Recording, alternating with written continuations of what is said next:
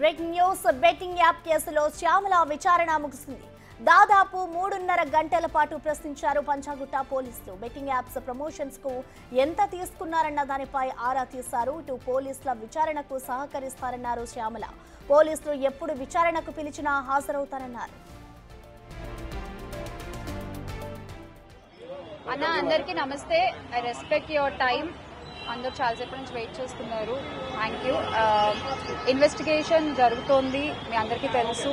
విషయం కోర్టులో ఉంది. సో దీని గురించి ప్రస్తుతము మాట్లాడడం అన్అఫీషియల్ అవుతుంది. ఆ విషయం నాకంటే బాగా మీకే తెలుసు. సో డెఫినెట్గా మేము ఇన్వెస్టిగేషన్కి కోఆపరేట్ చేస్తున్నాము. చట్టాల మీద, న్యాయ వ్యవస్థ మీద నమ్మకం ఉంది. ఖచ్చితంగా కల్పిట్స్ని పట్టుకోవడంలో నేను ఎంతవరకు సాయం చేయగలను అంతవరకు డెఫినెట్గా పోలీసులకి నా సపోర్ట్ ఎప్పుడూ ఉంటుంది. Thank you. ఇప్పుడు నేను ఏది మాట్లాడినా అది ఇల్లీగల్ అవుతుంది. డెఫినెట్ గా ఇది తప్పు. అండ్ ఆ కుటుంబాలకు ఎవరైతే నష్టపోయారో వాళ్ళకు కూడా ఖచ్చితంగా ఆ లోటు ఎవరు తీర్చలేనిది. ఇంకా ముందు ఇలాంటివి ఏమీ జరగకుండా తీసుకోవాల్సిన బాధ్యత మన అందరిపై ఉంది. ఇది ఒక రెస్పాన్సిబుల్ సిటిజన్ గా చెప్తున్నాను. అన్న అందరికీ నమస్తే.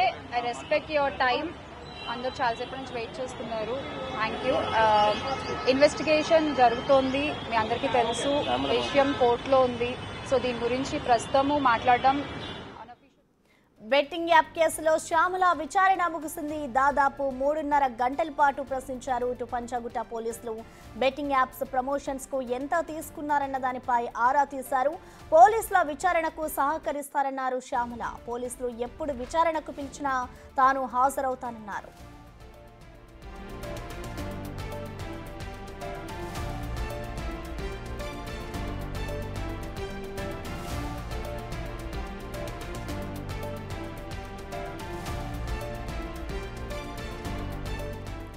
దీనిపై పూర్తి సమాచారాన్ని మా ప్రతినిధి సాగర్ అందిస్తారు. సాగర్ చెప్పండి, ఇటు బెట్టింగ్ యాప్స్ కి సంబంధించిన కేసు ఏదైతే ఉందో మొత్తానికి శ్యామల విచారణ అయితే ముగిసింది. సో విచారణలో అసలు పోలీసులు శ్యామలకి ఎటువంటి ప్రశ్నలు సంధించారు, డీటెయిల్స్ ఏ విధంగా ఉన్నాయి సాగర్? బెట్టింగ్ యాప్ కేసులో 3.5 గంటలు యాంకర్ శ్యామలను పంజాగుట్ట పోలీసులు విచారించారు. అయితే ప్రధానంగా ఏ కంపెనీలకు బెట్టింగ్ యాప్స్ కి ప్రమోట్ చేశారన్న అంశాలను కూడా విచారణలో పోలీసులు అడిగినట్లుగా కూడా తెలుస్తుంది. అయితే ఇప్పటికే ఆంధ్ర 365 అనే బెట్టింగ్ యాప్ కి ప్రమోట్ చేసిన వీడియో ఆధారాలు కూడా ఇప్పటికే పోలీసులు సేకరించిన నేపథ్యంలో ఆయా బెట్టింగ్ యాప్ కి సంబంధించిన కంపెనీ వివరాలను కూడా పోలీసులు అడిగినట్లుగా కూడా తెలుస్తుంది. ఆ కంపెనీల ద్వారా ఎంత ఆర్థిక లావాదేవీలు జరిగాయన్న అంశాలను కూడా పోలీసులు విచారణలో పరిశీలించారు. అందులో భాగంగానే శ్యామలకు సంబంధించిన బ్యాంక్ స్టేట్మెంట్ ను కూడా పోలీసులు పరిశీలించినట్లు కూడా తెలుస్తుంది. మొత్తం విచారణలో ఈ 3 గంటన్నర పాటుగా ఆమె సోషల్ మీడియా అకౌంట్స్ ఏదైతే ఫేస్బుక్ అకౌంట్, యూట్యూబ్ తో పాటుగా ట్విట్టర్, ఇన్స్టాగ్రామ్ ఈ 4కు సంబంధించిన ఆమె సోషల్ మీడియా వేదికగా ఉన్న అకౌంట్స్ ను, అందులో ఉన్నటువంటి బెట్టింగ్ యాప్ ప్రమోషన్ వీడియోలను కూడా పోలీసులు మొదట పరిశీలించినట్లుగా కూడా తెలుస్తుంది.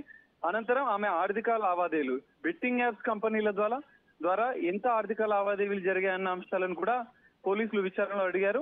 అందులో భాగంగానే ఆమె బ్యాంక్ స్టేట్మెంట్ కూడా పోలీసులు తీసుకున్నట్లుగా కూడా తెలుస్తుంది. మరోసారి విచారణకైతే పిలవలేదని చెప్పి విచారణ ముగిసిన అనంతరం కూడా శ్యామలో మాట్లాడుతూ చెప్పారు. ఇప్పటికే హైకోర్టు ఆదేశాలు నాట్ అరెస్ట్ ఆదేశాలు ఉన్న నేపథ్యంలో ఆమె విచారణలో ఈ 2 ఆధారాలను అయితే పోలీసులు సేకరించిన పరిస్థితి మనకు కనిపిస్తుంది.